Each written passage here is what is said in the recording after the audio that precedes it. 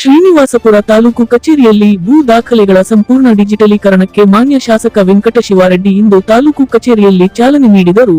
ಆಸ್ತಿ ದಾಖಲೆ ತಿದ್ದುವ ಮೂಲಕ ನಡೆಯುತ್ತಿರುವ ವಂಚನೆ, ಫೋರ್ಜರಿಗಳಿಗೆ ಸಂಪೂರ್ಣ ಕಡಿವಾಣ ಹಾಕಲು ಮುಂದಾಗಿರುವ ರಾಜ್ಯ ಸರ್ಕಾರ ರಾಜ್ಯಾದ್ಯಂತ ದಾಖಲೆಗಳ ಡಿಜಿಟಲೀಕರಣ ಪ್ರಕ್ರಿಯೆಯನ್ನು ಕೈಗೆತ್ತಿಕೊಂಡಿದೆ.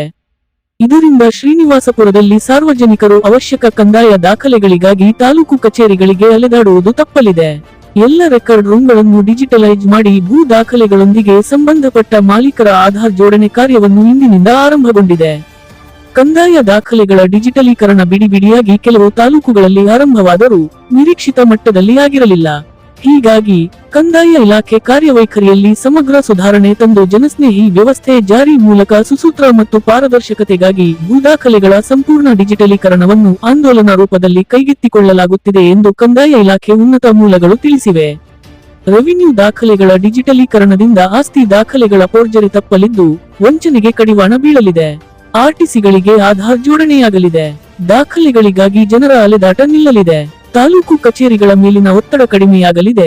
ಈ ಸಂದರ್ಭದಲ್ಲಿ ಉಪಸ್ಥಿತರು ಮಾನ್ಯ ಶಾಸಕರು ವೆಂಕಟಶಿವರೆಡ್ಡಿ ರವರು, ಮಾನ್ಯ ತಹಶೀಲ್ದಾರ್ ರವರು, ಮಾನ್ಯ ಉಪತಹಸೀಲ್ದಾರ್ ಗೌತಮ್ ರವರು ಹಾಗೂ ಸಿಬ್ಬಂದಿ ವರ್ಗ ನಾಗೇಂದ್ರ ರವರು, ಸಲೀಂ ರವರು, ಮುನರೆಡ್ಡಿ ರವರು, ಗುರುರವರು ಕಾರ್ಯಕ್ರಮದಲ್ಲಿ ಪಾಲ್ಗೊಂಡಿದ್ದರು.